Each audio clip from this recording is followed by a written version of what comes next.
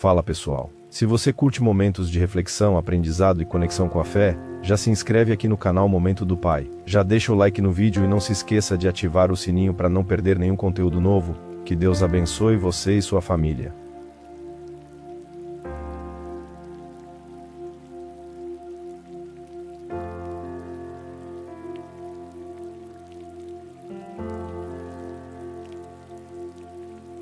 Coloca a mão sobre o teu coração, feche teus olhos.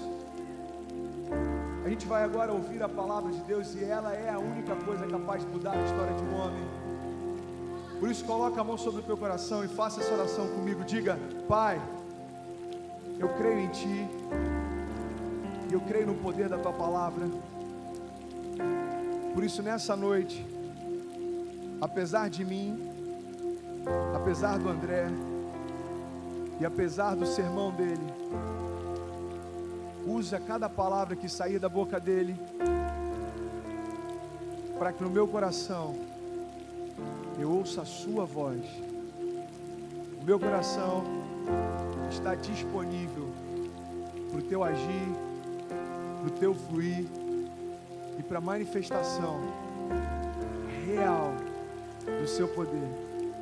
Alcança também a minha casa, alcança também a minha família, em nome de Jesus, amém. Glória a Deus, pode sentar, fica à vontade. Glória a Deus, sabe, eu confesso que eu estava com saudade já de estar aqui no Next. Você também, mano? Sábado passado a gente não teve Next, a gente teve uma festa linda aqui, a festa Country. Mas um sábado sem Next já é suficiente para saber que não dá para ficar sem Next. Sabe, semana passada eu não pude estar aqui porque eu fui fazer a cerimônia de um casamento de um jovem aqui do Next, lá em BH. Pense em alguém que escolheu casar longe, gente. É esse jovem. Foi casar lá em BH e estava a família dele lá reunida, a família da noiva dele. Eu fiquei muito feliz em poder fazer cerimônia. Mas eu confesso que foi uma luta poder chegar até lá. Na quinta-feira a gente inaugurou o GC lá na Barra. Tem alguém do Rio de Janeiro aí? Quinta passada a gente inaugurou o GC na Barra, foi tudo maravilhoso. E a gente saiu de lá. Mas eu tenho acompanhado alguns jovens que de fato têm se sentido abatido em meio a algumas circunstâncias que são muito mais sérias do que as que eu falei aqui. É comum no pastoreio com jovens você perceber que algumas circunstâncias, algumas lutas, elas têm abatido muita gente no meio dessa caminhada. Sabe, a gente tem perdido alguns jovens, e a gente que eu digo é a nossa geração, a igreja, tem perdido alguns jovens que sabem do chamado que tem, sabem do sonho que Deus tem para si, mas pelas circunstâncias têm se sentido cansado e têm aberto mão dos sonhos no meio da caminhada. Eu estava meditando um pouco sobre alguns motivos pelos quais a gente acaba se desanimando no meio do percurso. E o primeiro deles se chama distração. Fala para mim assim, distração. Eu não sei você, mas eu já tive momentos em que eu enfrentei muitas lutas porque eu estava distraído demais para perceber o que estava acontecendo. Sabe, eu vi essa semana um pastor comentando sobre, olha só que interessante, ele é um pastor que viaja muito para pregar fora, e ele estava comentando que ele fica 2 ou 3 dias fora, e sempre que ele chegava em casa, ele tem um casal de filhos, e o casal de filhos ficava atrás da porta esperando ele chegar. E aí quando ele chegava em casa, ele já ia preparado porque sabia que ia ter uma festa para ele. Ele chegava, eles ouviam o barulho do carro chegando, ele abria a porta, os 2 filhos faziam uma festa, abraçavam ele, queriam sentir o cheiro dele, ouvir o que aconteceu nesses dias. E aí esse pai, numa dessas viagens, falou: cara, quer saber? Eu vou comprar um videogame pro meu filho porque ele nunca me pediu, mas eu tenho certeza que ele vai gostar. E ele chegou numa loja lá, falou: eu quero o videogame mais caro que tiver, o mais moderno que tiver. Ele comprou o videogame, colocou na bolsa e deu pro filho dele. Ele começou a perceber que depois disso, quando ele chegava em casa, a filha dele continuava esperando atrás da porta, mas o filho passava a não esperar mais. E aí ele chegava em casa e estava lá a filha, ela falava: filha, cadê seu irmão? Ah, pai, tá lá em cima jogando videogame. Filhão, papai chegou, desce aí. Tá bom, pai, eu já vou, daqui a pouco, deixa eu só terminar de fase. E aí Deus compartilhou algo no coração daquele pai. Ele entendeu o seguinte, sabe, o bom prazer de um pai é dar presente para os seus filhos, mas não tem nada que entristeça mais um pai do que perceber que o presente que deu fez com que ele não celebre mais a presença de quem deu. Tem muito jovem cansado na caminhada porque está distraído com as bênçãos que tem recebido. Você sabia que tem pessoas que não estão sabendo lidar com as bênçãos que recebem? Infelizmente, eu perdi o número dos jovens que já vieram me procurar falando que estavam mal, que estavam numa bad, que estavam sem emprego, que estavam com crise no namoro. E depois que algumas coisas eles experimentaram transformação, eles ficaram tão apaixonados pelos presentes que ganharam que esqueceram de celebrar quem deu. Tem jovens que queriam fazer faculdade e hoje a faculdade tomou um lugar que Deus tinha na vida dele. Tem jovens que tinham um sonho de poder ter um namoro e hoje o namoro toma um lugar que antes servir tinha na vida dele. Então, a distração é um dos motivos que faz com que a gente se perca. A gente valoriza demais o presente, a gente esquece quem deu. Então diga comigo assim: às vezes estamos distraídos demais com o que ganhamos para celebrar a presença de quem nos deu. Sabe, as distrações elas tiram o nosso foco do que realmente é importante. A distração faz com que a gente pense que está tudo certo, quando na verdade a gente está indo por um caminho completamente errado. Segundo ponto que eu quero compartilhar com vocês estão comigo? Amém? É quando o caminho se torna mais importante do que o destino. Graças a Deus a gente não tem experimentado e não vai experimentar isso na nossa igreja, porque essa igreja é uma igreja que celebra a graça e redenção. Sinceramente, em poucos lugares você percebe uma igreja que seja tão feliz no momento do apelo como a nossa, porque a gente sabe que nos céus o que tem de mais importante é a reconciliação do pai com os filhos. A gente celebra isso, mas se a gente tirar o olhar para isso, se a gente parar de celebrar esse alcance do perdido, a gente começa a valorizar mais a nossa caminhada do que o nosso destino. A gente começa a se preocupar mais com o que a gente está fazendo, melhores do que você no que você faz. Mas eu decidi levantar você no meio da multidão, e a minha graça fez com que você hoje fosse um sucesso. Não existe nada pior do que ser um sucesso naquilo que Deus não aprova. Não existe nada melhor do que experimentar sucesso naquilo que você sabe que se dependesse de você, você não tinha condições de chegar lá. Eu sou um improvável de Deus, eu sou alguém que não tinha nada de bom para oferecer, e por misericórdia e graça Ele me colocou aqui. E eu quero dizer o seguinte: esse improvável está falando para uma multidão de improváveis. Aonde é que Deus vai levantar você, eu não sei, mas uma coisa é certa: não depende do quanto você é bom, depende do quanto Ele é bom.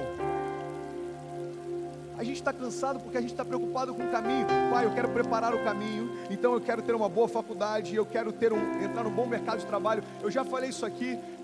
Eu já vi jovens que focaram toda a expectativa de futuro no mercado de trabalho promissor, e aí teve esse problema da Petrobras, o mercado caiu e agora não sabe o que fazer, porque não parou para entender a direção que Deus deu, mas parou para ouvir o prognóstico que o economista deu. Ei, uma geração sem direção de Deus, a gente até compreende caminhar assim, mas alguém que tem a própria vida de Deus dentro de si, o Espírito que habita em nós, ele é tão poderoso que a palavra de Deus diz que ele foi suficiente para ressuscitar Jesus Cristo dentre os mortos.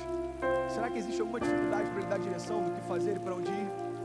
Então diga comigo assim: o meu destino é mais importante do que o meu caminho. Sabe, sempre que a gente andar ansioso com o que é passageiro, a gente deixa escapar pelas mãos aquilo que é eterno. Deus quer manifestar coisas eternas no nosso meio. Deus quer fazer coisas eternas se manifestarem através da nossa juventude. O que é passageiro é importante, mas passa. Agora, aquilo que é eterno, ninguém pode tirar de nós. As vidas que a gente, por misericórdia e graça, tem orado para que venham aqui à frente, isso ninguém pode tirar da gente. Sabe, você pode quebrar, você pode tomar decisões erradas, você pode fazer 5 faculdades e se frustrar em todas as 5, mas existe na tua história algo que ninguém pode tirar. Você é um filho de Deus e você trabalha para edificar aquilo que Ele te chamou. Por isso o que eu faço é muito menos importante do que o eu sou. O caminho, ele tem que estar em segundo lugar, o destino é o que é mais importante. Provérbios 4, 23 fala muito bem sobre isso, diz: sobre tudo que se deve guardar, guarda o teu coração, porque é dele que procedem as fontes de vida. A gente tem que guardar o nosso coração e não a nossa mente, sabe por quê? Porque o nosso coração é o que dá pra gente as sensações, as percepções. Cara, perdi a conta do número de vezes que eu tomei decisões erradas porque eu me guiei pelas percepções. Bom, estou com uma percepção de que isso é um bom negócio. Bom, estou com uma percepção de que Deus vai fazer dessa forma. Ei, esqueça as percepções. A gente não foi chamado para caminhar assim. A gente foi chamado para caminhar por convicções.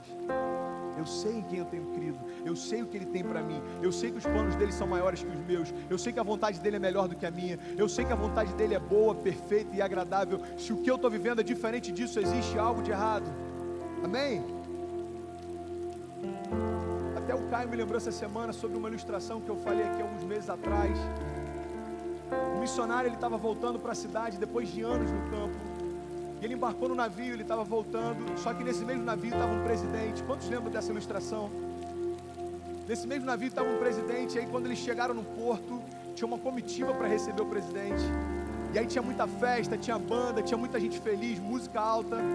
E aquele missionário há anos no campo, sofrendo, passando humilhação, necessidade, fome. Quando ele chega não tinha ninguém para recebê-lo, não tinha ninguém da igreja, não tinha ninguém da família. E ele falou assim: pai, eu estou fazendo a tua vontade. E quando eu chego aqui, esse presidente, ele nem cristão é, ele está sendo ovacionado, as pessoas estão felizes celebrando a chegada dele. E eu cheguei aqui e ninguém veio me receber. E Deus falou no coração dele: filho, quem disse que você chegou em casa? Existe uma festa preparada para quando a gente chegar lá. E ele falou: pastor, Pedro representa a igreja. O próprio Jesus disse: Pedro, tu és pedra, e sobre essa pedra, sobre esse fundamento, eu edificarei a minha igreja. E ele fez uma analogia: sabe, pastor, Pedro representa a igreja, e a espada que ele porta representa a palavra. Só que a gente lê a respeito de Malco, e a gente acha que Malco era um soldado qualquer. Presta atenção, Malco, ele era um general, Malco, ele era um cônsul. Para o nome dele ter sido citado na Bíblia, significa que ele era relevante demais naquela época. Ou seja, Malco representa a sociedade. E ele disse para mim: pastor, o problema é que a igreja tem utilizado a palavra, que é a espada, para ferir a sociedade, quando na verdade deveria amá-la. Ei, sabe por que tem alguns amigos seus que nunca se converteram? Porque eles são mais feridos pelos discursos hipócritas de algumas igrejas do que pelo amor manifesto de Cristo através delas. Chega de ferir a sociedade com o discurso. Jesus não chamou a gente para isso. Jesus chamou para que nós fôssemos a manifestação real do seu amor. Ei, sabe por que você aqui encontrou um lugar de novo começo? Porque aqui você percebeu amor ao invés de hipocrisia e discurso. A gente não está preocupado com o que você veste, a gente não está preocupado com o que você curte, a gente está preocupado com como você está. Davi, como é que você está? Como é que está a tua vida? Como é que está a tua história? Isso para mim é importante. Agora, se você veste uma calça rasgada ou não, se você curte um estilo ou não, isso não é nem um pouco relevante. Agora, nessa mesma passagem em que a igreja fere a sociedade através daquilo que deveria trazer cura, olha só que interessante. A igreja feriu o único canal capaz de entrar a palavra. A igreja feriu o único lugar capaz de fazer com que a mensagem de Jesus entrasse. Mas logo depois a Bíblia diz que Jesus foi até aquele soldado, tocou nele e ele foi curado. Sabe o que isso me ensina? Alguém ferido pela igreja só pode ser curado pelo próprio toque de Jesus. Existem pessoas aqui que querem ser manifestação desse amor e tocar pessoas feridas. Ei, presta atenção, eu não sei quantos amigos feridos com a igreja você tem, mas eu quero te dizer que você é a igreja e você tem poder para tocá-los e trazê-los de volta para o Pai. Eu sou igreja e aonde eu for, eu creio que existe em mim autoridade para trazer de novo para perto pessoas feridas com a igreja. Esse é o desafio da nossa geração: abrir mão da hipocrisia do que se imaginou ser igreja, para tomar posse da autoridade do que é ser igreja. Cara, eu fiquei meditando sobre isso e achei maravilhoso. Presta atenção, Pedro fere aquele soldado. Só que você vai lendo um pouco depois, Jesus, ele é crucificado e ele é morto, e ele ressuscita. Em Atos capítulo 3, esse mesmo Pedro que antes feria, agora ele está passando próximo ao templo, e na porta formosa tem um homem coxo que há anos pedia esmola. E E a igreja que antes feria, agora chega para ele e diz: olha, eu não tenho prata nem ouro, mas o que eu tenho eu te dou. Levanta e anda. Você sabe qual é a diferença entre o Pedro antes no Getsemane e o Pedro depois na Porta Formosa? É porque havia dentro dele o poder do Espírito Santo de Deus. A nossa geração é chamada para isso. Ei, você crê que tem alguns amigos seus que estão na bad? Eu creio que a maior parte deles. Eu creio que a maior parte deles estão lotando as baladas, mas só eles sabem como é que chegam à noite em casa. Eu vivi isso. Eu sei o que é você ficar super feliz quando está com os amigos e se sentir vazio quando chega em casa. Eu sei o que é você ter uma vida que para todo mundo parece que está excelente, mas só você sabe o quanto que é medíocre. Como é que essas pessoas vão ser alcançadas? Quando receberem um toque de Jesus através de você. Aleluia. E eu quero finalizar falando sobre uma passagem. Vocês estão comigo? Eu tenho mais 5 minutos, amém? Eu quero falar sobre uma passagem que é muito conhecida. Abra comigo a sua Bíblia em Mateus 14, 22. Eu quero falar sobre uma tempestade que mudou a história de alguns homens.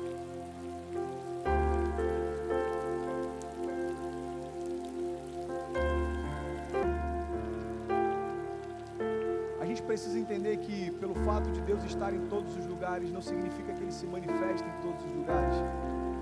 Jesus estava próximo deles, mas foi a partir do momento que eles começaram a crer em Jesus, que o sobrenatural se manifestou. Sabe, confiança não tem nada a ver com proximidade.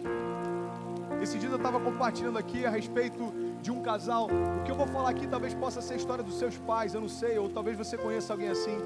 Existem pessoas casadas há 15, 20 anos, que sabem tudo que a outra gosta, sabem o que ela gosta de comer, o que ela gosta de vestir, sabem quais são os sonhos que ela tem, dormem todos os dias juntos, acordam juntos, são casados, mas não confiam mais um no outro. Não confiam mais no casamento, não confiam mais no outro, porque estar perto não significa confiar. Aqueles homens estavam perto de Jesus, mas só Pedro teve confiança de que, através da palavra dele, ele teria condições de andar sobre as águas. Pedro então diz: Senhor, me permita ir ter contigo. E Jesus diz: claro, Pedro, pode vir. E Pedro então sai do barco. Você consegue imaginar a sensação de você andar sobre as águas em meio a uma tempestade? Só que a palavra de Deus diz que no meio daquela tempestade, Pedro olha para a força dos ventos e ele começa a afundar. Sabe, caminhada com Deus não significa ausência de tempestades. Todo mundo passa dificuldades. Eu tenho 8 anos de casado e eu passei por umas 2 ou 3 que eu achei que eu nem conseguiria vencer.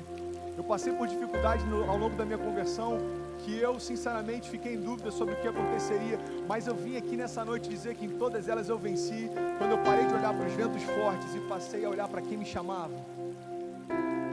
Jesus andou sobre as águas e chamou Pedro para estar próximo dele. Ei, preste atenção. Quando Jesus se aproxima do barco, os discípulos têm medo dele e acham que é um fantasma. E Jesus diz: ei, se acalma, sou eu. Sabe o que é impressionante? Antes de acalmar a tempestade fora, Jesus acalmou a tempestade dentro. Jesus poderia chegar e falar: ei, ventos, se aquieta, mar, se acalma. E depois que tudo tivesse calmo, ei, preste atenção, isso pode falar profundamente ao teu coração. Depois que tudo tivesse calmo, Jesus poderia se apresentar a eles e aí então acalmar o coração deles. Mas sabe por que Jesus não fez assim? Porque se primeiro Jesus acalmasse a tempestade, para depois acalmar o coração deles, a segurança deles não estava na pessoa de Jesus, mas a segurança deles estava porque a tempestade havia cessado. O desafio da fé não é crer que está tudo bem quando Jesus entra na história e muda a circunstância. O desafio da fé é crer que está tudo bem quando as circunstâncias continuam, mas Jesus se apresenta e fala: ei, acalma o teu coração, eu cheguei. Ei, acalma o teu coração, vem até a mim. Mas Deus, as circunstâncias estão difíceis, você não sabe o que eu estou enfrentando em casa, você não sabe como é que está o casamento dos meus pais, você não sabe quantas vezes eu pensei em tirar a minha vida. Ei, preste atenção, olha para mim, esquece a força dos ventos, olha para mim, vem na minha direção. Jesus, ele primeiro acalma o nosso coração, para que a gente tenha a nossa confiança nele. Depois que nós confiamos nele, todas as outras coisas acontecem. Sabe outra coisa que eu achei interessante? Pedro vai até ele e a Bíblia diz que então Pedro começa a olhar para a força dos ventos e Pedro começa a ter medo. Pedro então afunda e ele começa a gritar: Senhor, socorro, eu estou afundando. Ei, preste atenção. Jesus vai ao encontro dele, pega Pedro pela mão e leva de volta ao barco. Você acredita de verdade que Pedro e Jesus voltaram nadando para o barco? Alguém que acredita que Pedro e Jesus voltaram andando para o barco? Pedro e Jesus não voltaram nadando para o barco, porque em meio às circunstâncias, Jesus coloca a gente no mesmo patamar que Ele está e caminha junto com a gente de volta. E pregos, a palavra de Deus diz que em Cristo habitava a plenitude da divindade de Deus, ou seja, Ele tinha plenamente conhecimento do que já havia acontecido, do que estava acontecendo e do que estava por vir. Todos os dias quando Jesus ia trabalhar, Ele pegava naquele instrumento que daqui a alguns anos iria machucá-lo e levá-lo à morte. Ei, preste atenção. Olha que ironia. Jesus pegava o martelo, Jesus pegava os pregos e Jesus batia todos os dias sobre a madeira. Aquilo que seria o castigo para Ele nos trouxe a paz. Ei, preste atenção. Todos os dias, até que Ele desse o início do seu ministério, Jesus trabalhava diretamente com as mesmas substâncias que daqui a alguns anos trariam para Ele morte. Sabe por que Jesus não se abalava? Ele olhava para a madeira, ele olhava para o prego, ele olhava para o martelo, e ele sabia que ele seria feito maldito no madeiro, mas ele não se abalava, porque ele não via as circunstâncias ao redor, mas ele sabia para onde ele estava indo. Talvez se ele fosse um homem comum, ele diria: Pai, eu não consigo mexer com isso, porque eu sei que é nessa madeira que eu vou ser morto, eu sei que é por esses pregos que a minha carne vai ser transpassada. Mas dentro dele ele sabia: ei, depois da tempestade eu vou ressuscitar, e todo aquele que em mim crê terá acesso à vida eterna, e eu vencerei a morte, as doenças e as enfermidades. Sabe o que eu quero te convidar nessa noite? É olhar além daquilo que você tem passado e saber que no final dessa tempestade existe um projeto de Deus para você. Você tem passado dificuldades, talvez você nessas dificuldades vai ter autoridade para ministrar cura sobre outras pessoas. Você tem passado desafios, esses desafios você vai trazer como as marcas do Evangelho que você crê. E quando alguém falar para você que não vai conseguir, você vai poder falar: ei, você consegue, porque eu também venci. Por isso eu quero nessa noite declarar em nome de Jesus. Se existem alguns jovens aqui enfrentando problemas de depressão, ei, Jesus venceu a maior das tempestades, e essa tempestade foi naquela cruz. Se existem alguns jovens aqui enfrentando problemas com pensamentos suicidas, se existem alguns jovens aqui enfrentando dúvida, se existem alguns jovens aqui em crise porque tem se entregado no namoro, achando que isso vai manter o namoro, mas tem ferido a santidade de Deus. Se você chega em casa e se sente sujo pelo tipo de relacionamento que você tem tido, se você não fala com teu pai há muito tempo porque talvez ele não te trate tão bem quanto você esperava, ei, preste atenção. Eu quero te convidar a andar sobre toda e qualquer tempestade, porque lá no final existe um projeto lindo de Deus através de você. Eu quero te convidar em nome de Jesus a ficar de pé, para que a gente possa celebrar a vida de Deus. Ei, Jesus venceu a morte, as doenças e as enfermidades. E o que Ele me diz, o que Ele diz para você é: ei, geração do avivamento, tem de bom ânimo, porque eu venci a morte. Tem de bom ânimo.